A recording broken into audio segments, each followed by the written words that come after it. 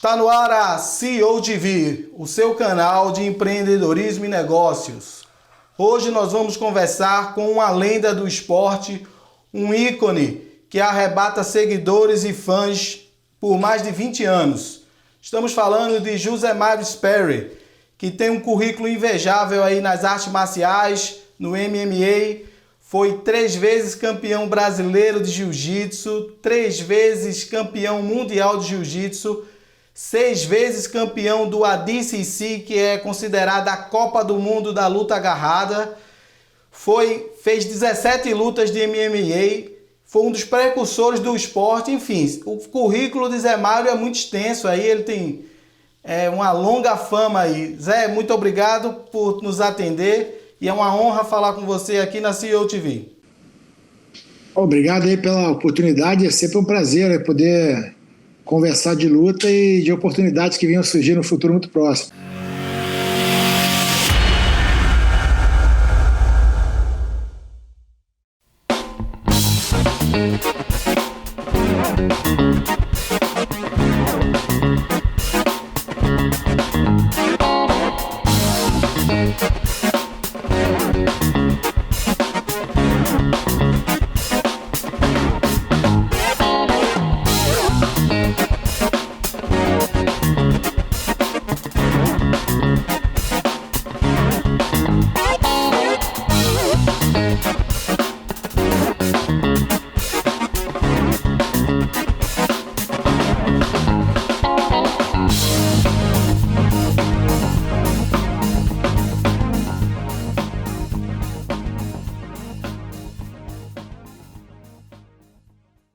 Zé, você foi do tempo aí que começou o MMA, o Vale Tudo, né, até sem luva. Então você começou, foi um dos precursores e hoje você vê o show do tamanho que tá. Então você viu praticamente o esporte nascer e foi um dos que contribuíram para que o esporte estivesse onde está hoje, né? Então a gente queria saber, assim, antes de entrar um pouquinho na sua carreira, você acha que o esporte hoje ele está indo mais para o lado do show ou para o lado do esporte? Eu acho que são as duas coisas, né? Eu acho que uma coisa ela anda paralelamente à outra, porque como é um esporte de massa, né, tem que tentar agradar a todos. No final do dia tem muita gente que realmente é o fã mais core, né, que gosta da luta, mas também todo mundo gosta do showzinho, de uma apresentação mais bem feita, que o UFC conseguiu fazer um grande estilo. O Pride no Japão, que foi na minha época que eu lutava, foi o primeiro a fazer essa mescla, né, essa simbiose entre o show e o esporte, que deu muito certo. E aí o UFC conseguiu replicar isso no mundo inteiro. Eu lembro, eu fui um dos vários brasileiros que acompanhavam lá as madrugadas do Pride e vibravam com as suas lutas. E lá no Pride me parecia que eles focavam mais o lutador, quando parecia aquelas entradas icônicas com aquelas músicas que até arrepiava, né?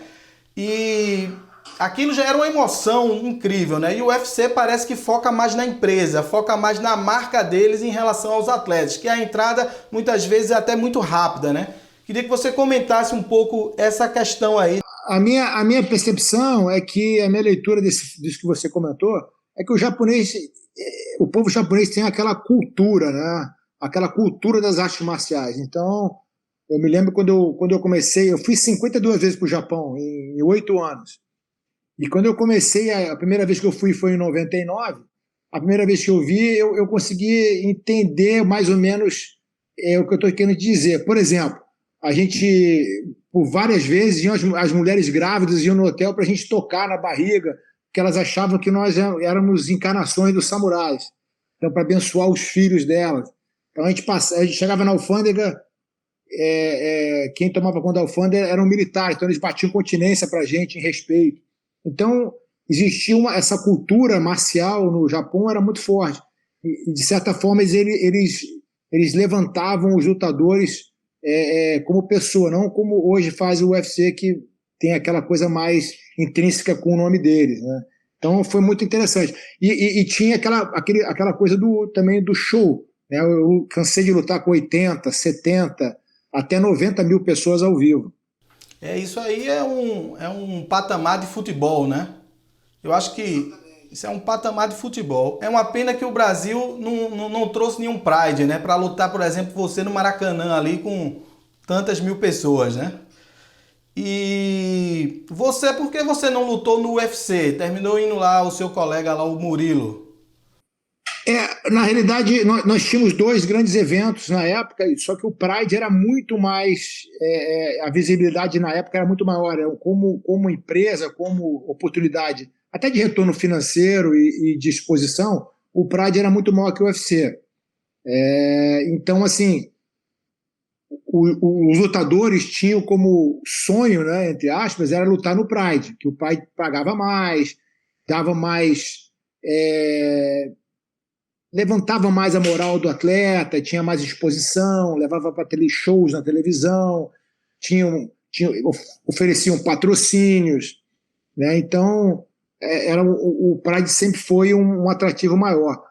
E o Murilo, na época, ele conseguiu entrar no UFC e fez o seu nome lá, foi o primeiro campeão brasileiro na época, naquela organização. Com o passar do tempo, o Pride acabou sendo extinto em 2007, e ao mesmo tempo foi uma coisa assim muito interessante, né? Porque o UFC em 2007, no mesmo tempo que o Pride acabou, ele se levantou. Uma coisa que não tem nada a ver com a outra. Não, a queda de um não fez o outro se levantar. O UFC, que na realidade teve uma sacada e fez o primeiro, tipo aquele Big Brother dos lutadores, né? Que é o UFC Fight Night. Eles se encontravam na casa, e aí você ia interagindo com o lutador, ia se pegando aquela afinidade com a personalidade do lutador e acabava tendo mais interesse. Aí foi aí que começou os artistas de Hollywood aparecerem no UFC, e aí o negócio deslanchou. E o que é que falta para os atletas de MMA receberem bolsas pelo menos próximos aos atletas do boxe, né? Porque o MMA já é muito mais atrativo do que o boxe, mas um cara de boxe luta ganha 150 milhões e um do UFC ganha 500 mil. Eu acho que, vamos lá, o que está acontecendo hoje em dia é que a pirâmide do MMA, na base dela, está muito maior do que o boxe atualmente, em termos de oportunidade de lutas, né? Hoje nós temos vários eventos de MMA espalhados pelo mundo, desde pequeno porte, amadores de pequeno porte, até o UFC, que é o evento que mais bem paga. Isso que você ressaltou é um fato, realmente. Alguns lutadores, quando lutam, ganham 100 milhões. Né? O Mayweather até lutou contra o lutador de MMA, o McGregor, e o McGregor fez 100 milhões de dólares numa luta. Mas foi uma luta de boxe.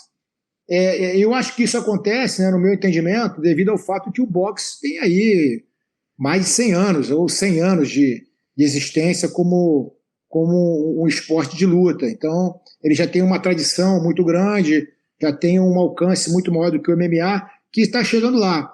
A grande diferença é que nós temos muitas categorias no MMA onde os lutadores são expostos. E o modelo do UFC, ele traz várias lutas, né? São 12 lutas por evento. Então, o que eu vejo hoje é que tem muitos lutadores que têm um retorno, de certa forma, até bem interessante, e tem alguns poucos que ganham entre 3, 4, 5 milhões de dólares aí por luta. Você acha que se a sua época do Pride fosse hoje e o Pride continuasse independente, essas bolsas, vocês iam chegar em bolsas aí bastante confortáveis, né? Se tivesse os dois eventos ali brigando, hein? Esse sim, nada como uma boa concorrência, né? Sem dúvida. Acho que o grande legado, o americano, né, quando ele bota a mão, ele faz muita escala. Então, o que o UFC fez, que o Pride não fez, e até até pela cultura do japonês, né, porque o japonês tem aquela coisa aquela cultural, ele é meio bairrista, ele fica meio ali no país dele, dificilmente ele se expõe em outras terras, né, por assim dizer. E o UFC não, o UFC conseguiu fazer um evento praticamente itinerante, né, no mundo inteiro, né? Então você hoje tem Na minha época, o Pride tinha um a cada 2 meses, 1 mês e meio. Hoje, o UFC, a cada final de semana, você praticamente tem um UFC em diferentes locais do mundo. Você teve a pandemia aí, eles montaram uma ilha lá em Abu Dhabi, o negócio não parou, né? Então, eles são muito agressivos em termos de produção e tem uma logística fantástica. O americano é que nem na Segunda Guerra Mundial, né? O que ganhou foi a logística americana. Então, eles têm essa habilidade de se locomover, criar células em diferentes países e organizações e empresas em diferentes países e manter um padrão e seguir adiante. Você acha que essa upscaling de bolsa, né, de retorno para os atletas, tem a ver com a consolidação das regras? Porque cada evento tem um pouquinho de regra diferente. Então, para o público leigo, por exemplo, como eu, fica difícil você saber, o cara é campeão do UFC, mas lá no ONU pode uma coisa, no outro aqui do Brasil, o Jungle pode outra coisa. Será que a unificação dessas regras aí não facilitaria massificar ainda mais o MMA? Sem dúvida. Por um lado, eu acho assim que quando você aglutina determinado padrão, você limita muito o desenvolvimento do atleta. No Japão, por exemplo, tínhamos regras um pouco diferentes. Os rounds também, o primeiro round era de 10 minutos, né? E mais os 2 rounds de 5, mas o descanso era 2. Eu achava muito interessante porque o atleta voltava mais descansado, então ficava aquela luta mais aguerrida. Mas eu acredito que a diversificação de regras eu acho que pode ajudar no desenvolvimento dos atletas. No final do dia você desenvolve outras habilidades nas quais você não poderia desenvolver em determinados eventos. Essa ascensão aí da África agora, né? Isso é uma coisa inédita aí no MMA, né? Aí nós temos no UFC 3 campeões africanos, né? Um no peso pesado, o Adesanya e o Kamaru Usman, né? Que se deve aí à evolução desses caras. Eu vi as histórias deles, histórias lindíssimas de muito sofrimento, saída do país e os caras agora nos Estados Unidos, agora com a vida encaminhada, né? Eu tive até o privilégio de treinar o Kamaru Usman em 2011, quando me chamaram para ser o head coach aqui de uma equipe chamada Black Zillions. E ele tinha acabado de começar a treinar e competir profissionalmente. Ele tem uma história fantástica. Ele, com 9 anos, veio para os Estados Unidos e conseguiu aí se destacar no wrestling e ganhou a bolsa de estudo na universidade. Esse é um diferencial muito grande também que os americanos têm aqui, através do esporte, né, do wrestling, que é uma modalidade que ajuda muito no MMA, né? Eles conseguem financiar aí os seus estudos, o que também é muito interessante para o desenvolvimento do atleta, porque você se desenvolve intelectualmente, e já é um diferencial. Você vê que o Kamaru Usman, nas entrevistas dele, ele se expressa muito bem, ele é articulado, ele é inteligente, sim, veio para cá com 9 anos, é formado. Então, de novo, eles têm aptidão física, vieram para aquele, como é que é o nome do pesado mesmo? Do pesado, do peso pesado, eu esqueci o nome dele. Francis Ngannou. Francis Ngannou, isso. O Francis foi muito cedo para a França e o Kamaru veio para os Estados Unidos. E como é que é o nome do outro? Adesanya. A Adesanya também veio para os Estados Unidos, não veio? Acho que ele veio para os Estados Unidos. Isso. Quando o garoto. Fala um bom inglês. Então, também, falam bom. Então, eles tiveram a genética, claro, que a natureza lhes deu, e tiveram a felicidade de acabar num país como os Estados Unidos, que proporciona toda essa fartura de oportunidades para você se desenvolver no esporte, né? Não só em termos de locais para treinamento, mas também de apoio financeiro, apoio das faculdades, quando essas pessoas têm talentos no esporte e conseguem sponsorship, e obviamente oportunidade nas competições. Eu acho que o fato deles falarem um bom inglês também facilita muito a globalização da imagem deles, né? Diferente de muitos brasileiros, né? Esse é um grande problema também que nós temos, né, dessa barreira cultural que o brasileiro tem de querer investir na sua parte intelectual, de tentar aprender um inglês, porque hoje em dia você não basta só ser um grande atleta. Ser um grande atleta é o mínimo, né? Agora, se você for um grande atleta, que nem, por exemplo, nós temos um exemplo clássico disso, é o McGregor. É um excelente atleta, mas intelectualmente ele é um atleta muito provido. Ele é muito inteligente, ele é muito rápido nas respostas, ele é articulado. Para mim, ele é um artista mesmo. Ele se expressa bem. Hoje ele é dono do seu próprio whisky, investe em mercado imobiliário, enfim, está aí de vento em popa. É um case, né? E mudando um pouquinho o assunto, como é a sua relação hoje com o Emirados dos Árabes? Aí nas nossas pesquisas você é próximo aí do Sheik, foi várias vezes para lá, implantou jiu-jitsu na polícia e na escola, né? Como é que é a sua relação lá com eles? Então, em 98 eu fui lá participar do primeiro ADCC, que é o Abu Dhabi Combat Club, que é como você mesmo ressaltou, que aí como se fossem as Olimpíadas do grappling, né, da luta agarrada. E eu fui o primeiro grande campeão, ganhei 2 categorias e acabei fazendo amizade com o Sheikh Tarnum bin Zayed Al Nahyan, que é um dos príncipes de Abu Dhabi. E ele também é faixa preta, gosta de treinar, começou a treinar em Los Angeles, em San Diego, quando foi lá fazer faculdade. Mas, enfim, ficamos amigos. Em determinado momento da minha vida, passaram-se 10 anos, eu indo e vindo lá, treinando com ele, a gente ficou amigo. E ele, eu tô precisando de um olho aí no Brasil. O Brasil estava, na época de 2008, né, o Brasil crescendo, vento em popa, o mundo em crise e o Brasil despontando, importando para a China crescendo 14%, os Estados Unidos meio que financeiramente quebrado, né, com a crise, a Europa também estava meio balançando. Vamos investir aonde? Tem muito interesse dos estrangeiros, principalmente dos árabes no Brasil. E aí nós começamos e eu já estava meio me aposentando, né? Eu estava assim, vamos começar a investir, tentar ajudar o Royal Group, que era uma empresa do Sheikh Tarnum. E nós começamos a importar granito no começo, e vimos várias coisas, desde oportunidade no setor hoteleiro,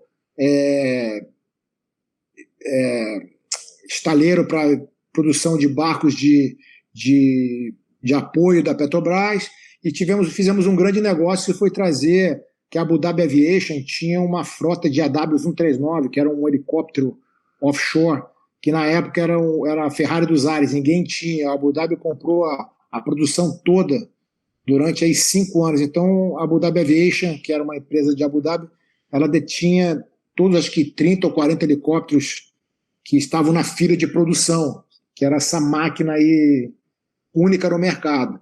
Aí nós conseguimos trazer 8 deles, claro que não foi de uma vez, foi devagarinho, foi testando o mercado, foi andando 1, 2, 3, 4. No final de 2 anos, nós já estamos lá com 8. Nós subleasamos uma empresa no Brasil e fazia o leasing das operações do offshore da Petrobras. Mas, assim, estava tudo indo muito bem até que veio a crise. Né? Veio a crise e eu já vinha sentindo, né? Ela vem sendo sinalizada lá atrás, desde 2012, 2013 e 2015 culminou com a destruição quase que total da economia brasileira. Você falou aí que sentiu a hora de parar e já foi buscando empreender, né? Você é economista de formação e às vezes as pessoas não sabem, você vê só o lado do lutador e é formado na UERJ, que é difícil a burro para passar, né, em economia, né? Então isso aí lhe ajudou a já pensar aí nesse pós-luta? Assim, eu sempre fui apaixonado pela luta, né? Mas o meu pai militar, minha mãe filha de general, né? Então aquela coisa, tem que estudar, tem que se formar, horário para tudo, disciplina, e o que me ajudou também muito no esporte. Chegou num determinado momento, eu estagiava na ESSO, estudava na UERJ, eu estudei no colégio militar também, que me facilitou bastante no vestibular. né? E eu também morei em Londres, que meu pai foi adido militar em Londres por 2 anos, e eu tive a oportunidade de começar os estudos de economia no Richmond College, em Londres. Então, o que me ajudou bastante também com o inglês. E aí, quando eu voltei, eu fiz o vestibular, passei tranquilamente, que eu tinha uma base boa do colégio militar, e eu fui levando, né, treinando, aí fazia faculdade, fazia um judô na faculdade como educação física, fazia musculação e treinava jiu-jitsu, aí comecei a estagiar, aí num belo momento eu cheguei pro meu pai e falei, pai, eu recebi eu fiquei morrendo de medo, né, que eu recebi uma luta para fazer recebi um convite para fazer uma luta de MMA. Aí eu falei, pai, só que eu recebi fazer um convite para fazer uma. Ele lendo o jornal assim, ó, me olhou assim, recebi um convite para fazer uma luta de MMA. Ele é mesmo? Aí eu vou ter que. Eu acho que eu vou abandonar a economia e me tornar um lutador profissional. Aí ele me olhou. Aí ele, é mesmo? Ele falou assim, ó, faça o que. Eu morrendo de medo, né? Olha como é que são as coisas, né? Meu pai, aquele homem sério, acho que eu vi rindo umas 2 ou 3 vezes na minha vida. E aí ele me olhou e falou assim, olha, faça o que você quiser, mas me prometa uma coisa, seja o melhor. E aí eu, pá, que bom. Aí eu segui a carreira como lutador. Abri algumas academias do sul do Brasil. E assim, e a economia é o que as pessoas têm que entender, né? Ah, vai estudar. Eu falo isso muito para muitos lutadores, né? Vocês têm que estudar, vocês têm que abrir os horizontes. Porque eu fiz, com o meu sócio lá no sul, que é meu sócio até hoje, o Walter Matos, nós montamos a Federação de Jiu-Jitsu lá no Rio Grande do Sul, a primeira federação do sul brasileira, a primeira Federação Gaúcha de Jiu-Jitsu. Nós promovemos campeonatos, promovemos eventos de MMA. E isso eu treinando, meus atletas, tive cadeia com mais de 15 academias. Eu treinando MMA. E depois, quando o MMA começou a crescer, e eu recebi um convite através do ADCC para ir para o Japão, aí o MMA, a gente abriu a Brazilian Top Team, que foi uma das maiores equipes de MMA do mundo. Eu comecei a ser empresário de alguns lutadores. E, enfim, fiz vídeos de fitas de instrução nos Estados Unidos, que foram as mais vendidas na época, de 97 a 99. Então, assim, realmente o estudo me ajudou bastante, né? E eu fiquei muito confortável de abraçar esse convite que o Sheik Carrano me fez no começo de 2008. Por que o Brasil não utiliza uma pessoa como você, como o Renzo, como tantos outros aí que conseguem se comunicar bem para poder implantar um jiu-jitsu na escola, fazer um trabalho para melhorar o Brasil? Já existe algum movimento, né, nesse sentido, né? Mas o que foi feito lá em Abu Dhabi foi fantástico. Inclusive o Renzo também está trabalhando com isso. O que aconteceu? Em 98 a gente mandou um primeiro professor para lá, me pediram um professor, eu enviei. E aí esse professor acabou conhecendo o filho do Sheik Mohammed, que é o presidente até hoje. Na época era príncipe, e agora virou presidente. E aí ele me falou assim, Mário, Zé Mário, recebi uma ligação do secretário do Sheik, ele quer me conhecer. O que eu faço? Eu falei, cara, seja você mesmo, né? Você recebeu um convite do futuro presidente do país, do cara que mais manda no país, foi porque você fez alguma coisa sendo você mesmo, né? Então, não tente inventar, não tente ser o que você não é. Aí não deu outra. Ele falou assim, olha, ele me deu um cartão, a conversa foi maravilhosa, ele me abraçou e falou assim, o que eu precisar que ele pode me ajudar. Aí eu estou te ligando, o que eu acho que eu devo, o que você acha que eu devo fazer? Eu falei assim, olha, vou te dar, eu sou conservador, então eu tomo as minhas atitudes olhando para o passado, porque o que aconteceu no passado. Então eu desenvolvi o esporte no Rio Grande do Sul fomentando a competição, e para isso você tem que fazer uma federação. Aí não deu outra, ele fez uma federação, e aí logo depois teve o primeiro Abu Dhabi Pro de Jiu-Jitsu. E tem um fato muito interessante que a gente conta assim, de repente você não vai alcançar o que foi isso. Mas assim, o Sheik Mohammed, a família real, é Deus no céu e esses caras na terra. Para você falar com uma pessoa dessa é quase que impossível. Tem aí vários layers, né, várias etapas para você chegar numa pessoa dessa.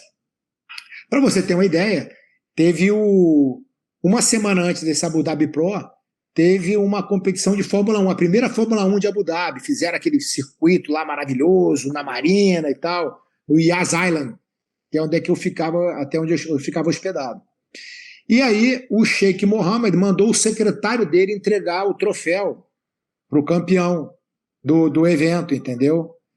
E olha que interessante, na outra semana teve o campeonato de jiu-jitsu, e o Sheikh Mohammed ficou 6 horas na beira do tatame assistindo as lutas, batendo palma. Teve uma liga árabe também, que muitos árabes lutaram, ele abraçava os caras suados, e aí aquilo, os empresários viram aquilo e falaram, poxa, o Sheikh Mohammed está aqui, né?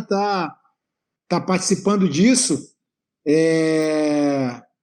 vamos abraçar essa causa. Então aí o negócio começou a crescer. Aí o Sheikh Mohammed, quando viu na minha leitura, né, quando ele viu aquela garotada toda brigando e lutando por um objetivo e vibrando, ele falou assim, eu quero isso para minha juventude. Porque a juventude, imagina lá, porque em Abu Dhabi em 52 e nos Emirados Árabes acharam o petróleo. Então antes disso eles eram nômades, né? Eles viviam em tendas. E aí aquilo foi tudo decidido ali na espada, né? Eles eram guerreiros. E de repente, de uma hora ou outra, na outra geração, estava todo mundo de Ferrari, no computador. Então, eu acho que ele viu isso e falou assim, não, eu quero isso para minha juventude. Aí ele teve uma sacada de mestre, botou nas escolas. E aí depois botou nas Forças Armadas, depois botou na polícia e até na guarda pessoal. Então hoje nós temos lá mais de 1.000 professores nos Emirados Árabes e esse projeto deles meio que se alastrou para toda a região. Então nós temos o mesmo projeto no Kuwait, em Bahrein e na Jordânia e na Arábia Saudita. Zé Mário, então essa história aí lindíssima que você contou, de vocês influenciaram na vida de milhões de pessoas aí na comunidade árabe, né? Esse modelo não poderia ser replicado aqui no Brasil? O que é que falta? Olha, eu me sinto assim um pouco constrangido de tentar identificar um motivo pelo qual isso não acontece.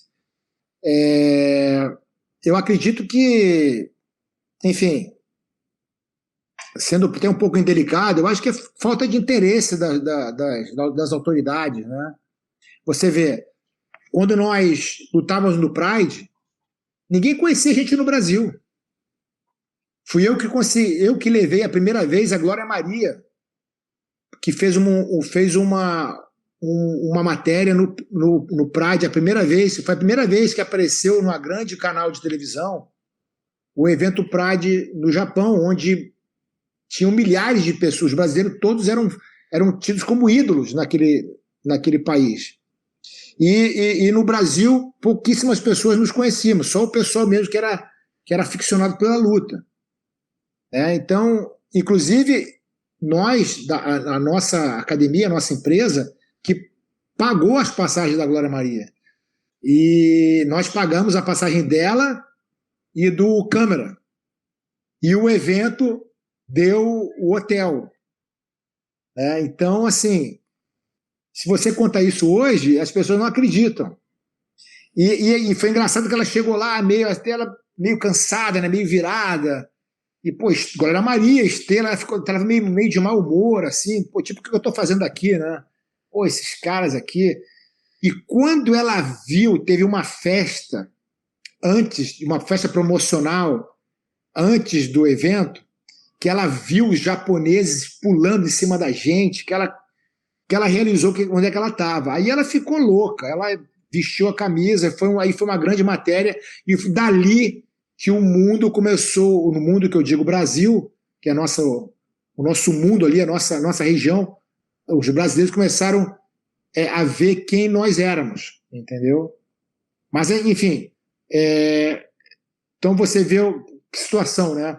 Nós temos que sair do Brasil para ser tratados como heróis, como ídolos, como atletas de respeito, e nós no Brasil não éramos conhecidos, né? Então, o que é que, na sua visão, faltou aí para o esporte sair em cadeia nacional e passar um Pride, por exemplo, na TV aberta, né? Eu falando um pouco da minha realidade como leigo, o jiu-jitsu mudou muito a minha vida sem eu nunca ter entrado numa academia. Porque eu assistia vocês, eu assistia as questões lá dos Gracies e aquilo vai tornando você feito uma religião, uma pessoa melhor. Pelo menos onde eu morava, a figura do lutador e a figura do bad boy ainda era muito intrínseca, entendeu?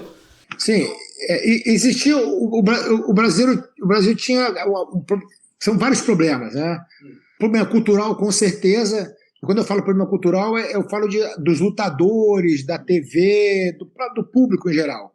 Existia um preconceito que até fazia sentido contra os lutadores, né? Geralmente o lutador é um cara mais bronco, quem treinava nas academias era o cara que gostava de briga. Então existia essa coisa, né, de confronto, que foi, infelizmente eu tenho que dizer isso, que foi o que forjou, né, os lutadores brasileiros. Né? Nós, a primeira geração, aí, a primeira e segunda geração do MMA brasileiro foi forjada no aço, entendeu? Foram forjada academia sem ar-condicionado, academia com ventilador, tudo sujo. Só entrava quem queria, quem gostava de lutar mesmo. Né? Aí você tinha algumas exceções, né? Lá no Carlson Gracie nós vivíamos muito disso, né? Tinham juízes, desembargadores, empresários, que eram pessoas de outros nichos, né, sociais, por assim dizer, que gostavam muito de luta. Mas aí eram exceções. Hoje em dia, o americano pegou isso e meio que replicou isso para todo mundo, né? Claro que hoje nós temos academias aí que tem lutadores profissionais e tem milhões de academias que dão acesso para lutadores que não têm pretensão de ser profissionais, mas têm acesso à cultura, à disciplina e à saúde do esporte. Como negócio, como business, vocês deixaram um legado importante de todo cara que é faixa preta de Carlson Gracie ou que vem de vocês, o cara já quer abrir a academia dele, empreender e ter seu próprio negócio, né? Então vocês deram uma contribuição assim em termos de empreendedorismo para muita gente muito grande, né? Uma coisa natural, e a beleza disso tudo é justamente isso, né? Eu quando comecei a lutar, eu vi assim as oportunidades que poderiam surgir no futuro e abracei com tudo que eu pude o esporte. Aí tentei, como já te falei anteriormente, tentei fazer um pouco de tudo, né? E aí, em determinado momento da minha vida, eu fui um pouco mais para o mundo corporativo, e aí, infelizmente, eu fui atropelado pela crise. Eu falei, eu vou embora para os Estados Unidos, eu quero que aqui o Brasil está difícil. Não sei o que vai acontecer daqui, não sei, eu fiquei muito inseguro. Aí eu estava aposentado já, não tinha mais aquela pegada para aquela vontade. Assim, eu percebi que eu já estava com 41 anos, indo para 42, já falei assim, já não estou mais com aquela... eu estou vendo que para tentar ser o melhor está muito difícil. Então, quer saber uma coisa? Eu vou aproveitar que eu tenho saúde e eu vou tentar dar um futuro melhor para minha filha, que já está com 16 anos, para minha esposa. Eu já vinha com esse plano na minha cabeça por muito tempo. A minha filha estudava na escola britânica, aí na Barra, no Rio de Janeiro, dominava o inglês, então não foi um choque muito grande para ela tinha 12 anos. E aí eu usei o jiu-jitsu como um veículo, né, para eu poder entrar no país legalmente. Então eu apliquei na habilidade extraordinária, em 45 dias já tinha o meu green card. E o que me facilitou bastante. Mas eu apliquei, eu quero o green card. Bom, aí eu vim com o meu currículo, e na época estava todo mundo assim, poxa, toma cuidado, que vai ser difícil, porque o Trump está aí agora, vai dificultar tudo. Aí eu falei, cara, vai dificultar como? Foi o contrário, né? Quem tem alguma coisa a apresentar para o país, para contribuir para o país, ele facilitou. Eu, em 45 dias, eu tirei o meu green card. A mesma coisa aconteceu com o Fernando Reis, que é meu amigo pessoal, que agora foi tricampeão pan-americano de levantamento olímpico. Também está morando aqui. Foi nesse final de semana que ele foi campeão de novo. E está se preparando para a Olimpíada. Então ele também, a mesma coisa, em 45 dias tirou o green card dele. Na sua chegada aí nos Estados Unidos, quais são as diferenças que você viu cultural? Você já era uma pessoa global, já conhecia bem os Estados Unidos, mas morar é diferente, né? O dia a dia com a sua família. Como é a questão de empreender? Você que já era empreendedor de business, de academias há muitos anos no Brasil, como era nos Estados Unidos? Olha, rapaz, vamos lá. Foi assim, eu já tinha conhecimento dos Estados Unidos, já tinha conhecimento do Brasil e sabia das facilidades americanas. É todo dia para frente. Não tem passo para trás. É sempre para frente. Pá, pá. Se você fizer com calma, se você respeitar as leis, se você seguir for by the book, você vai para frente. Pode demorar um pouco, mas você chega lá. E foi isso que eu fiz. Apliquei meu visto, passei um ano dando seminários pelos Estados Unidos. Fiquei aí um pouco antes também de vir para cá, fiquei na casa do Cristiano Piquet, meu grande amigo, meu grande mentor, que me fez vir para a Flórida, que eu queria ir para a Califórnia. Graças a Deus, ele me trouxe para a Flórida, senão com essa pandemia, eu não sei o que teria acontecido comigo por lá, que eles estão fechados até hoje, né? Aqui a minha academia não fechou nenhum dia. Nossa. Nenhum dia. Eu não fechei nenhum dia. Mandaram fechar e tal, mas os policiais, meus alunos, não fecham nada. Isso aí, deixa eu ir para lá, pai, ninguém pode fechar negócio aqui não. Aí eu fui diminuir o número de alunos, mas a gente foi mantendo. E hoje, em números de alunos, a minha academia nunca teve tão bem. Onde está localizada, Zé, a sua academia? A minha academia é aqui do lado da Brickell, que é uma região em downtown, uma região muito boa, que eu estrategicamente escolhi para a gente fazer um hub de negócio. É vizinho de Piquet, né? Você, né? Piquet tá por aí também na Brickell, né? Piquet é do lado aqui, eu sempre vou lá tomar um café com ele. A gente tem uma parceria também, eu e Piquet, porque o Piquet é o faixa preta aí do mercado imobiliário, né? Então aí eu conheço muita gente, eu apresento gente para ele, e até aconteceu uma coisa engraçada, porque ele, me apresenta umas pessoas aí e tal, mas tá bom, eu apresentei uns amigos meus, né, para ele, do Brasil, e aí os negócios foram acontecendo, só que aí ele não podia me dar uma participação, porque eu não sou corretor. Isso é contra a lei, ele pode ser preso, né? E aí o que aconteceu? Eu tive que estudar e tirar a minha carteirinha de corretor. Fiz um curso rápido e relâmpago, estudei, virei algumas noites aí estudando e acabei passando, e aí nós temos uma parceria hoje em dia com a academia, né? Com a academia e com ele. Vai muita gente lá. Hoje nós recebemos muitas pessoas de Nova York, de Chicago, de Boston, que estão se mudando desses estados mais democratas, que está tudo fechado, estão vindo para cá. E a Flórida hoje está um paraíso para quem quer empreender. Então aqui falando para a nossa audiência, nossos amigos diretores financeiros, CEOs, CFOs, uma vez em Miami, esses empresários ou esses executivos, eles podem te procurar aí para poder saber o que é Miami, entender como comprar uma casa, por exemplo, né? Existe algum programa para atender um executivo como esse? O executivo chegou em Miami, ele quer dar um treino, ele quer fazer alguma atividade. Como é que ele faz para entrar em contato com a sua academia?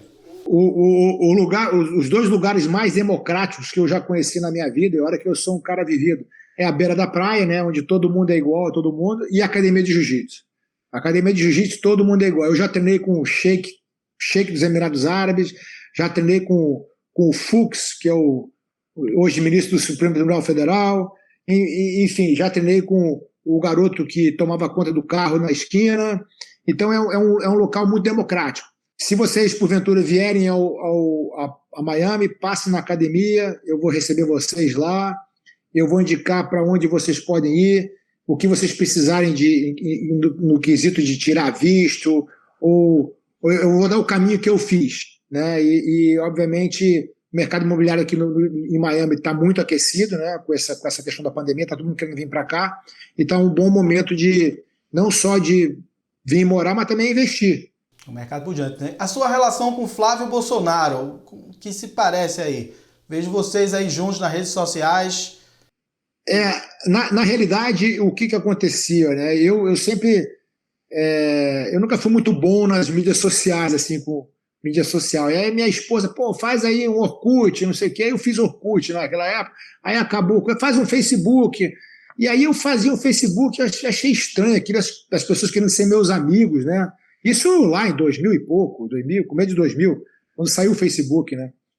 E aí eu comecei a discutir política, que eu gosto muito de política, sempre gostei de política, formado em economia, sempre gostei de relações internacionais e política, enfim. E economia tem muito a ver com política. E eu comecei a discutir com as pessoas. E aí comecei a aceitar todo mundo. Aí, em determinado momento tinha centenas aí de seguidores e comecei a discutir política. E o marqueteiro do Carlos Bolsonaro me procurou. Pô, você é o Mário Sperry, lutador? Sou eu mesmo, é você, mas sou eu. Pô, vamos tomar um café. E aí, nós tomamos um café, eu o conheci, a gente bateu um papo de política. E logo, alguns anos depois, e eu sempre defendendo, falando de política, conversando de política, debatendo sobre política.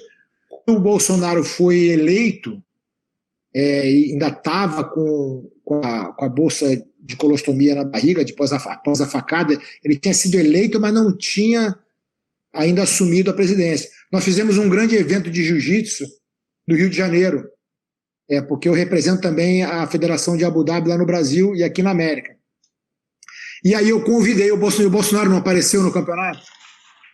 E aí conversando de política com o Piquet conheceu o Eduardo Bolsonaro pela internet e o convidou para ficar na casa dele e nós saímos para tirar, para bater um papo, para tomar um café e ficamos amigos também, ficamos amigos. E a Miami vai receber a partir do ano que vem a Fórmula 1. Né? Isso também deve ter uma pujança grande aí nos negócios. Né? A Fórmula 1 voltou para os Estados Unidos com Austin e agora vai voltar em Miami. Né? Como é que você vê essa chegada aí da Fórmula 1, a questão do trem também que vai ter Orlando, Miami, né? O crescimento econômico aí para os negócios e para o jiu-jitsu, como é que você vê isso aí? Olha, tudo indica que Miami vai ser uma Nova York aí no futuro muito próximo.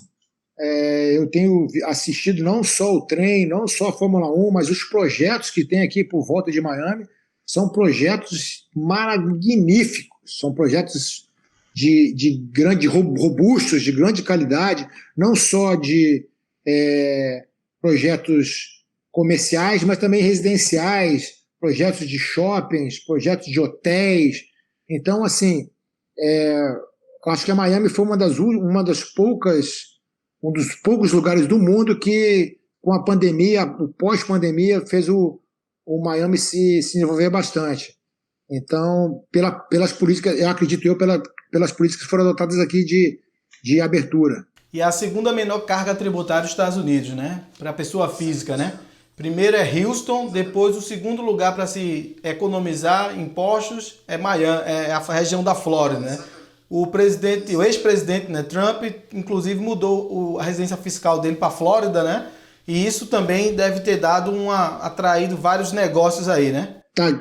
Tá aqui há 2 horas em West Palm Beach. Eu observei aqui que também você vai desenvolver um projeto pro Sheik aí, né, do AJP, que é Abu Dhabi Jiu-Jitsu Pro. Aí nos conte um pouco aí desse evento aí. Vai ser aí na Flórida, como é que vai ser? Então, era o Abu Dhabi Pro que mudou para AJP e nós estamos trabalhando, nós fizemos o ano passado, no meio da pandemia, em setembro, nós fizemos o Grande Slam que teve aqui, que foi um sucesso. E como teve um aumento muito grande do vírus aqui nos Estados Unidos, o projeto deu uma parada porque cidades chaves como Nova York, Los Angeles, Seattle, eles meio que fecharam tudo, entendeu? Mas já estamos retornando agora para o meio do ano, vamos ter em Miami, vamos ter um outro Grande Slam, teremos um no Texas e Texas vai ser em Orlando também, aqui em cima na Flórida. Esse projeto é o mesmo projeto que nós temos no Brasil, foi o evento que o Bolsonaro foi, em 2018. Já vem sendo feito em 2018 no Brasil e agora eu assumi aqui nos Estados Unidos. A Câmara de Comércio aí, Brazilian América, que é até presidida pelo irmão de Cristiano, pelo Alexandre. Você tem alguma associação com ela em relação a esses eventos todos aí? Assim, eu não tenho assim muito, eu tenho mais contato com o Cristiano, mas a gente não tem parcerias assim muito grandes. Todos os eventos que eu posso eu vou, estou presente, né? É sempre bom a gente manter contato e o Cristiano também sempre me convida para os eventos que ele faz. E assim, eu tive o ano passado, o Bolsonaro esteve aqui, eu vi, foi logo antes do Covid, né? Ou no começo. Eu acho que foi exatamente nessa época até que um assessor dele contraiu a doença, enfim. Eles têm feito um trabalho muito interessante aqui, porque agora com a retomada da economia, né, os brasileiros começaram a retornar e voltar os olhos aqui principalmente para a Flórida, que tem essa facilidade geográfica da distância, né, com o Brasil é muito, muito perto. Já pensando em encerrar aqui, Zé, em termos de vacinação, como é que está aí a questão de vacinação aí na Flórida? E na sua visão aí como residente, como local, quando é que o fluxo aí de negócios, de turismo, tende a voltar ao normal? Olha, eu não sinto assim mais nenhum problema por aqui. Só aqui no sul da Flórida, Miami, que a prefeita é democrata, tem alguns lugares que o pessoal usa máscara, nos prédios, nos elevadores, mas assim, o fluxo de pessoas está retomando, os restaurantes todos estão abertos, já temos festas, já temos convenções aqui. Nós tivemos o primeiro UFC agora aqui no norte, em Jacksonville, então teve 15, 20 mil pessoas, se não me engano. A vacinação está correndo solta aqui pelos Estados Unidos. Eu ainda não me vacinei porque eu já tive o Covid, então eu ainda tenho o antibody no meu corpo, e eu vou segurar um pouco, eu vou esperar um pouquinho mais aí para me vacinar. Mas a vacinação, aconselho quem queira tomar a vacina que tome. Eu estou esperando um pouquinho mais para tomar a vacina. Então, Zé, considerações finais, que mensagem você daria para o público executivo de passagem ou futuramente em Miami? O que é que você estimula aí essa turma aí a ver, de repente sair um pouco dessa convencional de ir para shopping, de repente, e conhecer aí o seu trabalho aí, conhecer o seu trabalho na área de imóveis, né? E conhecer o seu trabalho também na área aí esportiva aí, que isso para o executivo também é muito bom. Mexe com a cabeça, sair do sedentarismo, né? Ter uma nova energia aí na vida. Com você. Eu tive o privilégio de treinar e conviver com muitos empresários. Eu acho que o grande legado da luta é justamente esse, né? Você te dá uma autoconfiança. Obviamente, não vou nem comentar da saúde, né? Do preparo físico que você adquire. E você ter essa cultura da saúde, isso é muito importante. A disciplina, a busca da maestria dos movimentos, a busca da excelência da prática esportiva, faz com que você se torne uma pessoa habituada a procurar o melhor de si, né? E o jiu-jitsu também te dá uma coisa muito interessante, que até o meu irmão, que é diretor da Chevron, né? Ele é do setor de informática, ficou 7 anos aqui nos Estados Unidos, agora voltou para o Brasil. Ele me falou assim: pô, Zé Mário, você tem a sua maneira de dar aula é muito interessante, porque o nosso foco é fazer que o nosso companheiro se torne melhor para que ele possa nos vencer. Então, quando o nosso companheiro se torna melhor para nos vencer, ele provoca a nossa melhora também. Então, todo mundo melhora. Então, é um teamwork muito interessante na academia. Então, dificilmente você vê isso nos outros esportes, né? Você vê um querendo matar literalmente o outro, comer o fígado do outro, mas quando acaba a luta se abraçam, se respeitam. Por quê? Porque ele sabe que quando o teu parceiro de treino procura te submeter, procura te vencer, ele está te provocando a ser um melhor atleta. E essa busca da melhora faz os dois melhorarem. Então, acho que está faltando muito hoje em dia no mundo corporativo, né? A gente trabalhar junto, né, da melhor, não que eu vá querer prejudicar o outro, submeter, não, nada disso. Eu enxergar formas de fazer o meu companheiro de trabalho, quem está do meu lado, que está trabalhando comigo, seja melhor, alcance o seu melhor, para que todos nós possamos crescer e, obviamente, a empresa crescer e fazer um ambiente de trabalho não só mais positivo, mas também mais saudável. Thaís, muito obrigado pela sua participação aqui no CEO TV, uma conversa diferente, um cara aqui que uma das coisas que eu anotei aqui no seu perfil é que você é católico. Duas coisas que eu achei interessantes. Uma é aquela frasezinha que tem Deus quer, que tem lá no finalzinho do seu Instagram, e que você é economista, é empreendedor e é católico, né? Eu quero agradecer primeiro a tua humildade, um cara como você que é recebido pelos príncipes aqui falar conosco aqui, toda a tua educação e a tua inteligência, essa sacada sua de que os lutadores hoje, para crescer, precisam ter uma educação financeira desde o momento que treina, porque senão vai ser feito jogador de futebol, vai crescer e não vai saber o que fazer com o dinheiro, diferente do exemplo brilhante que você deu do McGregor, que ganhou dinheiro e multiplicou esse dinheiro. Então foi muito bom aqui conversar com você, um papo diferente aqui pra gente. E aí os meus amigos aí, presidentes, CEOs de empresas, vocês podem, vou deixar aí o endereço da academia do Zé Mário, que está em Miami, e vocês possam procurá-lo, fazer negócios com eles, podem entrar em contato aí com o Zé Mário e a equipe deles aí, tá bom? Você só falou dos Estados Unidos, eu esqueci, eu tenho uma parceria também no Brasil, da Sony Fotovoltaica, a gente investe muito em fotovoltaica pelo Brasil afora. Em São Paulo você tem alguma parceria? Em São Paulo, estamos chegando lá em São Paulo agora. Estamos com o pessoal, agora dia 15 de maio eu vou estar lá, a gente vai ter uma reunião, não posso falar muita coisa porque não tá nada muito fechado ainda, mas nós vamos fazer grandes projetos agora para o segundo semestre, e nós estamos só acertando aí financiamento de banco e tal, mas a fotovoltaica eu já invisto já há 5 anos, agora que está realmente o mercado bem promissor para esse nicho de mercado.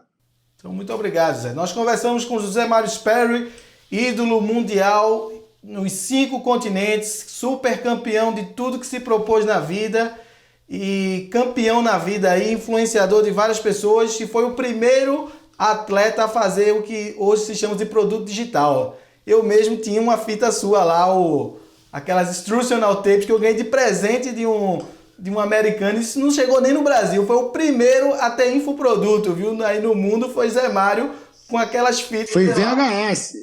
Foi em VHS. Em VHS, exatamente. Foi a fita mais vendida da década de 90, de VHS. Bons tempos. Bons tempos. Então aí, um abraço a todos aí. Zé, muito obrigado por essa educação e essa inteligência sua aí. Um abraço a todos aí, nos vemos aí em breve na CEO TV.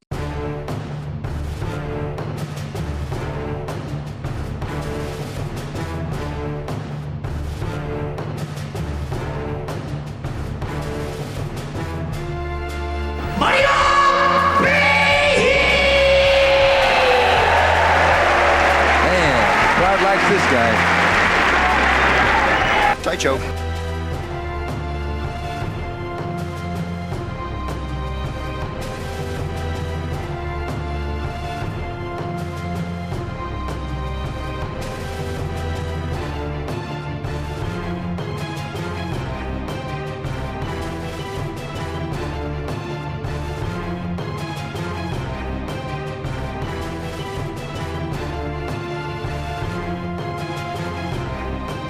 Oh, he almost got down. He's got a side choke. Oh, Igor taps out. Igor